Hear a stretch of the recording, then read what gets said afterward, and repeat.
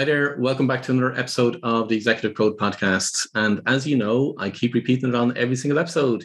You can listen to our podcast on any one of your favorite channels, or you can watch our podcast interviews on our YouTube channel. All the links are in the show notes, or if you go to our website, paulwilliamdavis.com, you'll find all the links there, both to our YouTube channel, to each of the podcast channels, and also to our online community. And our online community is not on any social media whatsoever. It is a standalone platform, which is how we actually host it. It's called the Executive Code. And you'll find the link to the actual community on our website, paulwilliamdavis.com. I'm joined here with Nicole for more questions and delve a little bit deeper into the knowledge that we share in relation to the Executive Code. So, Nicole, what have you got for us this week? So, Paul, I don't know if it's the same thing happening in Ireland, but in the US, a record high 4.4 million people, or 3% of the working population, quit their job in September. And it's part of a bigger unprecedented trend caused by the pandemic that's being called the Great Resignation. From a personal and professional development perspective, how do we know when it's time to leave a job and move on? Okay. Answer your first part of the question. I've heard about it. I've come across it. Not perhaps maybe to the same level of numbers as what's happening in the States.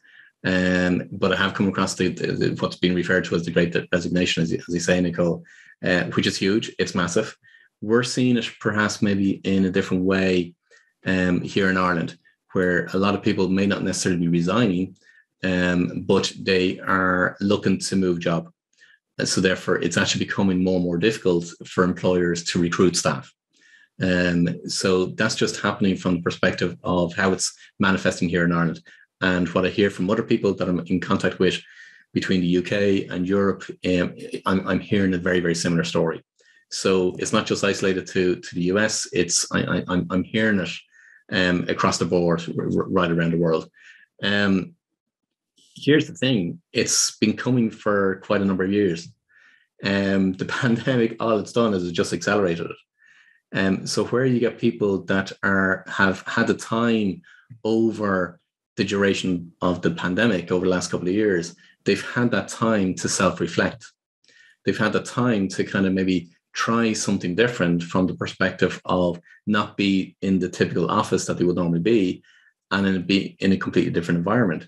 So we're seeing people that are moving, for example, out of the city and moving more down to the country, because they've had that experience of having more time with the family, having more time to either do fitness or exercise, or just experience nature or different activities that they want to get done, as opposed to perhaps what would be normal is maybe spending maybe an hour to an hour and a half in the morning and the same time in the evening time commuting to an office.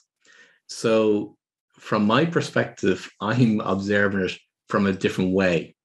So where a lot of people are kind of seeing this happen over the last couple of years, I've been observing it for quite a number of years, in the terms of it's something that has been coming for quite a few years. It's just been accelerated by the pandemic. So what do I mean by that? What I mean is, think of it as being an awakening. Think of it as being people that have had that time to personally reflect on what it is that they want to get out of life, and what do they want their life to represent and to mean. They want more. So it's not just a case of that they're doing a job to work from, let's just say stereotypically 9 to 5 days a week. They want more out of life. They want their work to have more purpose, to have more meaning. They want more flexible working. They want more diversity.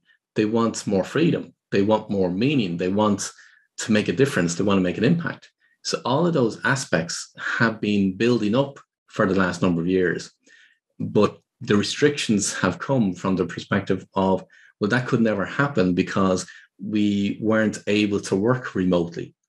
But all of a sudden, when we were told that we couldn't work remotely before, to all of a sudden the pandemic happening and everything being shut down and all the restrictions going in place, very, very quickly, people adapted. And now they're actually able to work remotely. So now they found technology from the perspective of, like, we're working on Zoom here. So you're based in the States and I'm based here in Ireland. Before that, you were based in Singapore. So we've been able to connect over Zoom. The technology is there to enable us to work remotely. But here's the thing. Now, I know it's relevant for whatever industry that you're in.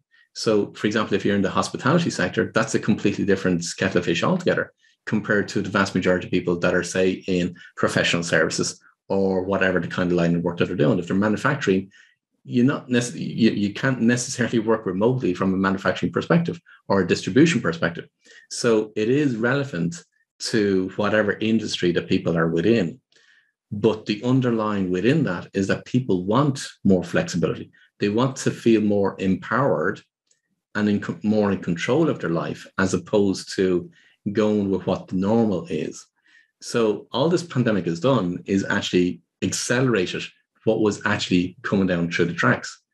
To answer the other part of your question, since how will you know that you kind of need to move on or to resign from your job is one of the parts of the questions they have. Nicole, what I'm going to say, which a lot of people won't really want to hear, is that when you start to not enjoy what you're doing, that's when you need to change. When you're not being valued or you're not being respected, well, then that's when you need to change. When you start to feel depressed or anxious or stressed about the work that you're doing, something needs to change.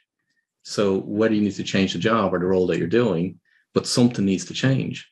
So all of those symptoms from the perspective of that you either don't enjoy it, you're not being valued, you're not being respected, you're not enjoying the work that you're doing, let alone the people that you're interacting with, or you're feeling depressed or anxious or stressed.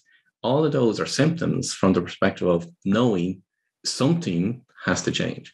Now that something might be, you got to change job or you got to change what it is that you're doing. An awful lot of people that I work with will be ex-founders or CEOs or business owners or executives, whereby they've built their career or they've built their business. And there's a phrase which, many people would have heard about, is that they've climbed the career ladder only to find that the ladder was against the wrong wall. So it's ultimately from the perspective of knowing what the right track is that you're supposed to be on. And when you know what the right track is you're supposed to be on, well, then that's the route that you pursue. So a question you want to ask yourself is, if, say, for example, 10 years from now, if you continue doing what it is that you're doing right now at the moment, 10 years from now, will you have any regrets? Now, for some people, they won't, and that's absolutely fine because they enjoy the work that they're doing. They like what they're doing. They like the people that they're interacting with. So that's absolutely fine. But if your answer to the question is 10 years from now and you're still doing and you're continuing to do what you're doing right now at the moment and you don't change, well, then will you have any regrets? And therefore, if you do have any regrets, well, then that's sufficient signal for yourself to say, actually, no, maybe something needs to change, or I need to change the role or the job. And what I mean by something needs to change, there may be something internally that needs to be changed within ourselves, or it may be the work that we're doing or the role that we're doing or the people that we're interacting. There's a number of different things. It's not just about you got to resign from your job. That's not what it's about. Now, a lot of the people that I work with, they don't necessarily, if they're an employee within a company, they don't necessarily have to change their job. They don't. They just have to pursue a different career path within the company that they're working within, or they have to alter from the perspective of they use it as a springboard in order to get to the career path that is more aligned to what their purpose is.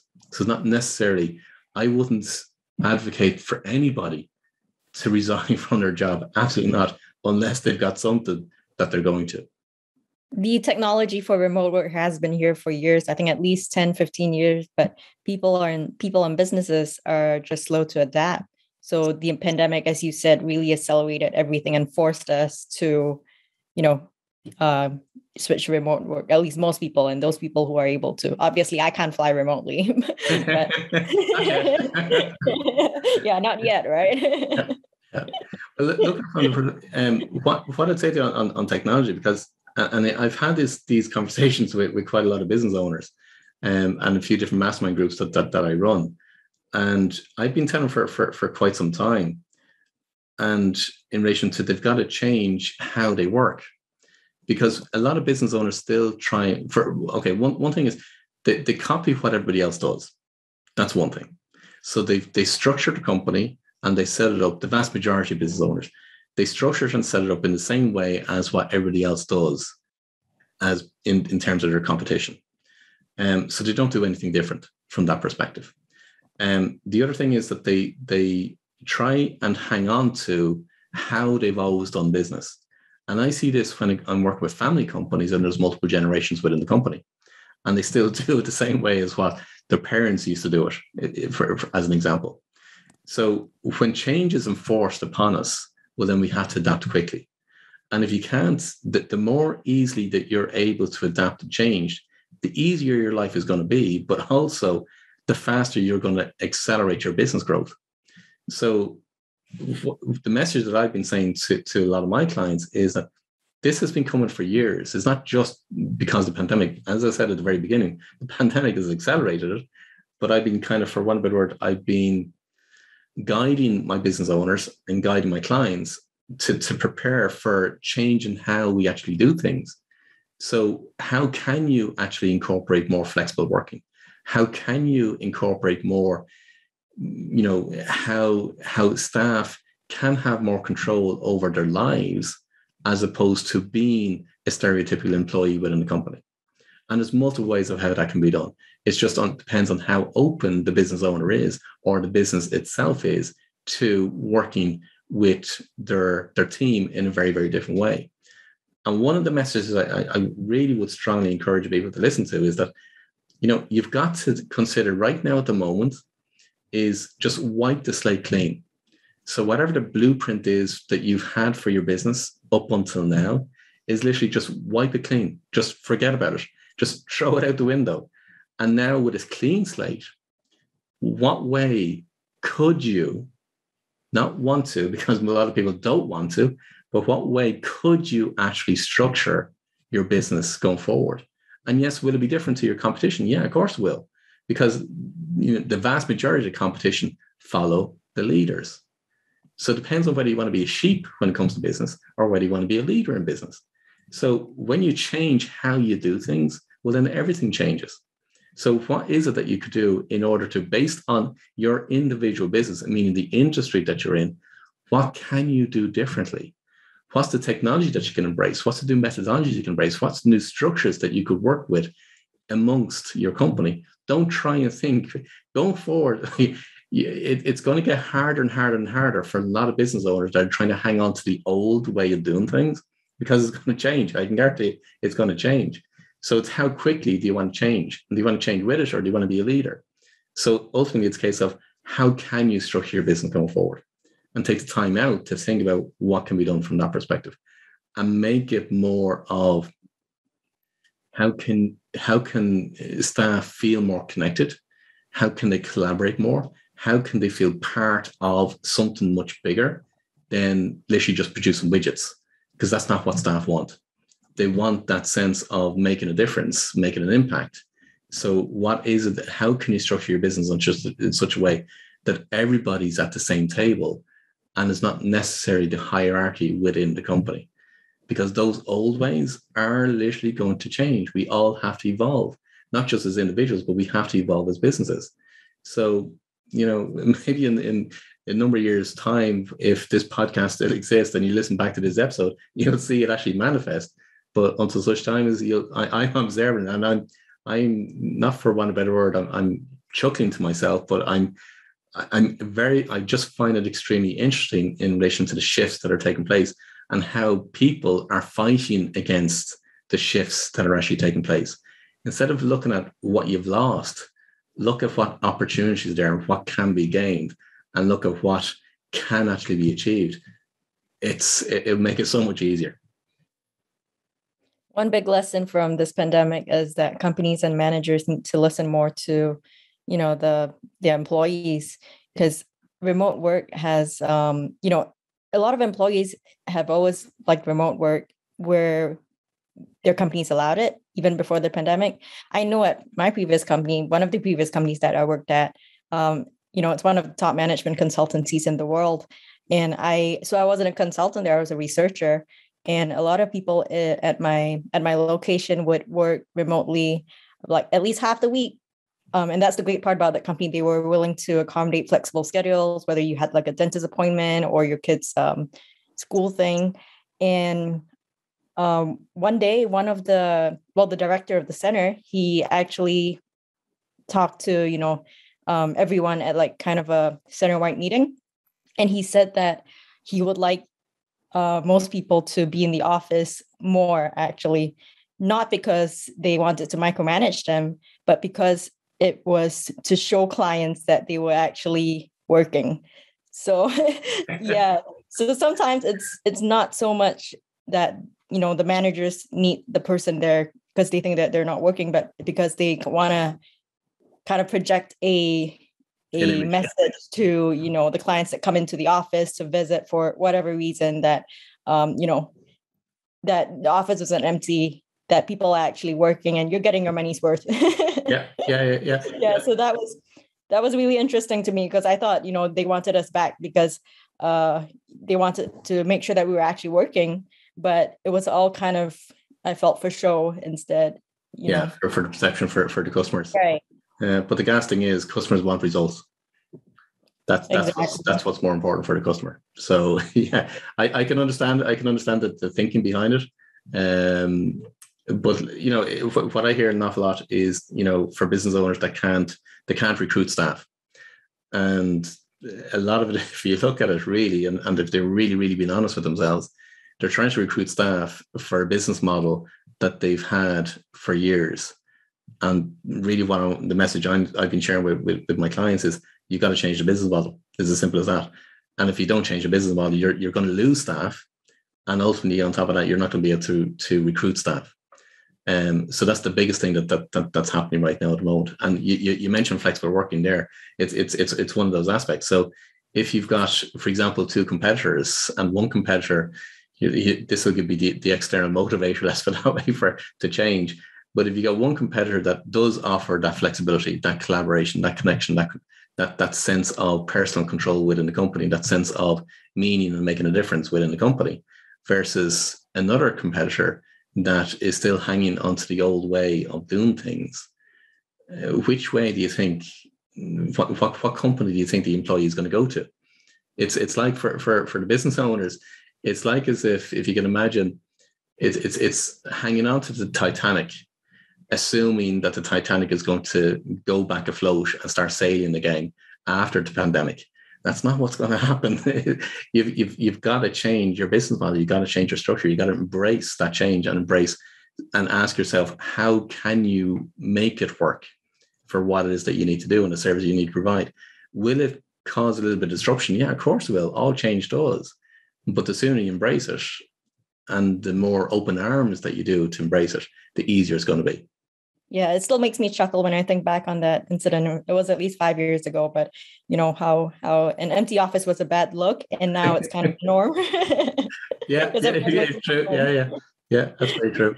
Yeah. Good. Okay, guys. So we discussed a few different things, and touched on a few different aspects today in terms of what's actually happening out there in the world. And I suppose the key message is to embrace change. So I hope you enjoyed this episode. If you liked the contents that we're sharing on this particular podcast, the Executive Code podcast, why not give us a review?